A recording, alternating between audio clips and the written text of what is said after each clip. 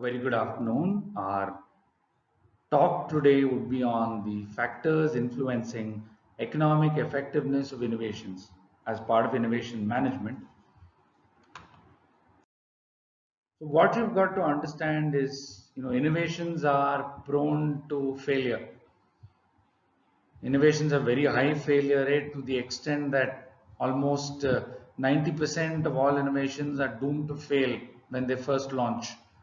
So there are many causes of failure, some causes being external to the organization and outside its influence of control. Some are internal and within the control of the organization. So if we are looking at it from an economic perspective, we need to look at the causes which are external to the organization, which may not be in its influence of control, but would have an impact on the success or failure of the innovation. Now, look at the internal causes of failure. So, the organization's culture itself may not permit innovation.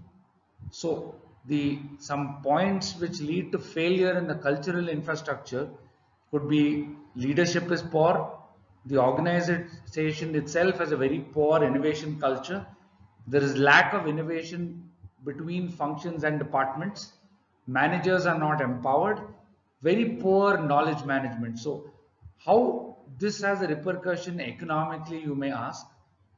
If the internal infrastructure of the organization doesn't permit a culture of innovation, we've always come to understand that innovation equals commercialization.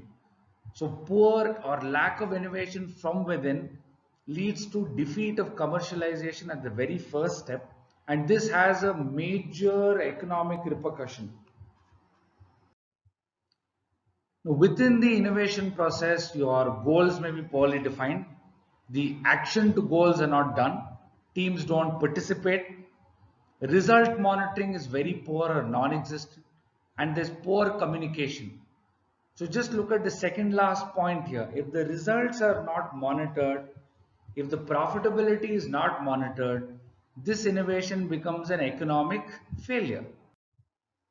Now, the internal causes of failure could also be driven by improper R&D efforts, no adequate market research on customer requirements and preferences, R&D efforts not being guided by manufacturing capability, there's no change in the organization process, new launches are not accompanied by relevant marketing strategies.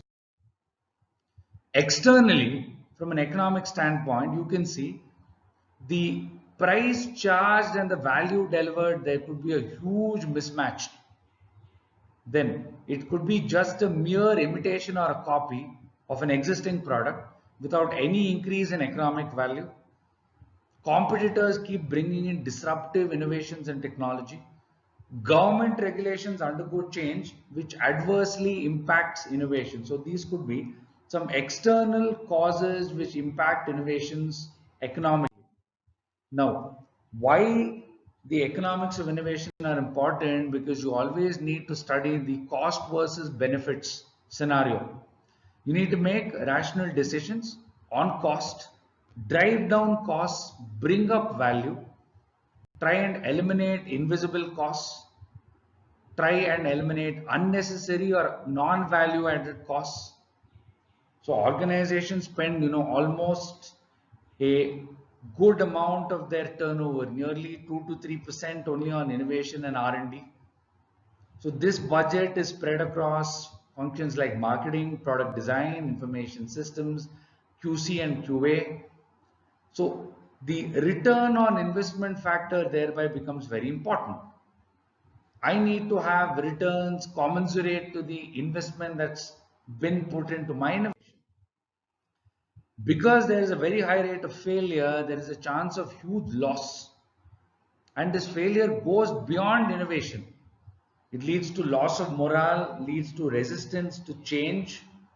Innovations can also displace existing products or services which have a good revenue generation capability. Innovation tends to lead to price wars. Competitors introduce better products at lower prices. And all these losses which failed innovations are actually causing need to be accounted for. Now, innovation drives growth. They need to drive shareholder value. Business measures like balanced scorecards need to have a connection with finances, with processes. You need to look at employees and customers, study the economic benefits of innovation like new product revenue, lower time to market rates, greater adoption and perception of customers and employees. So thereby, organizational capabilities need to be evaluated through certain frameworks. Innovations can be pursued when their estimated benefits outweigh the total estimated costs. Now, what could be some factors which impact the economic value of innovations? Could be government support and policies. Say, for example, the GST, goods and services tax, could considerably drive up the cost of an innovation and the price to which it's offered to at the public. This may impact the adoption of such innovations. If the organization is extremely risk averse and the top management mirrors this attitude, not going to be a success. The technological changes should ensure that costs are driven down and value is increased. Profit should be commensurate to that. Competition, availability of funds, and budget support for the innovation process is so crucial. New versus old organizations actually have a drastic impact from an economic standpoint. Now, innovation leaders who try to bring in innovations and have a first mover advantage, what they do is they preempt competition, they bring in early profits and new sales, they focus on radical innovations which are non-linear.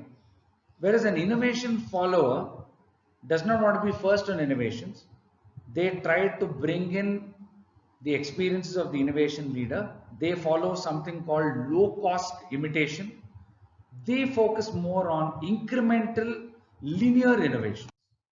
The last one is competition versus collaboration, where a certain innovator looks at either competitive development of innovation or tries to collaborate with innovative leaders. Now, innovation strategies have got to change in order to drive economic value. See, strategic framing, very crucial. Scout R&D and develop a pipeline of new ideas.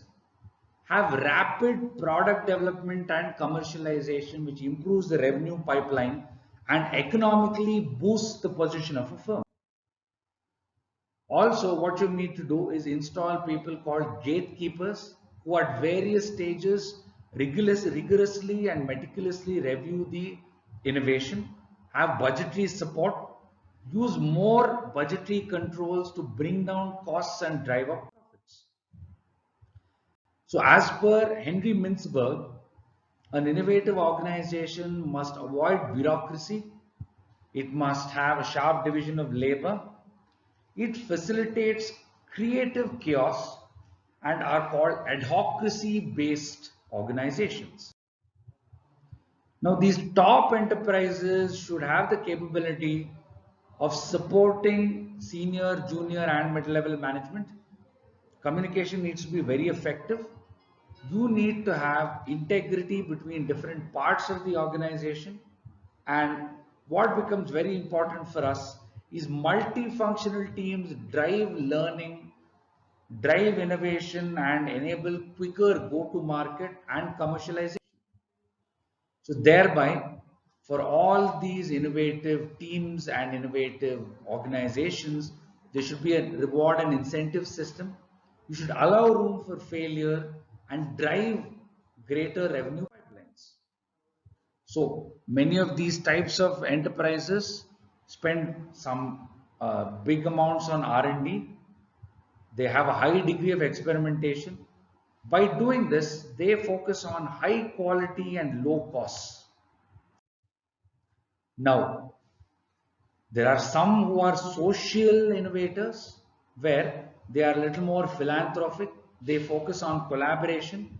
Their concern is more on societal value rather than driving up profit. Now, when you look at innovation management, it deals with meeting 8 primary needs of an organization. First one being integration of technology into the objectives, how to get in and out of technologies faster and more efficiently, how to accomplish technology transfer, reduce new product development and drive more quicker go-to-market and commercialization, how to leverage the use of technology and professionals.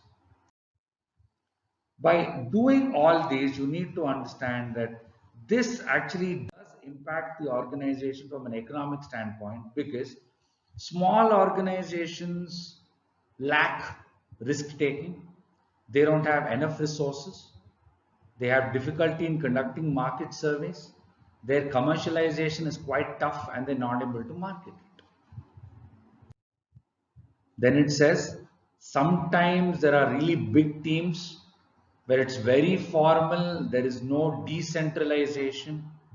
Many complex projects are being executed simultaneously, and because of this, you may have n number of innovations which are not bringing in the necessary revenue pipelines and become economically unfeasible to the organization.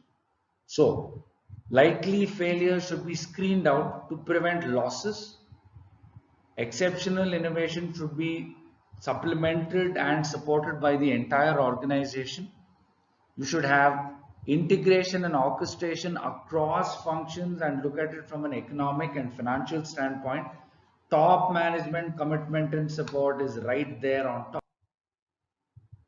It talks about the exact same things about capability, planning and control, and tolerance for mistakes. Now, innovation management education is so crucial, because if you create a common ground across levels and across functions, it supports the culture and environment of growth. Bureaucracy must be avoided. Must be avoided. I apologize. And the overall manager must look at business opportunities and drive higher profitability. If this is done, the innovation starts becoming more economically feasible from an internal perspective as well as an external perspective. Thank you so much. Have a nice day.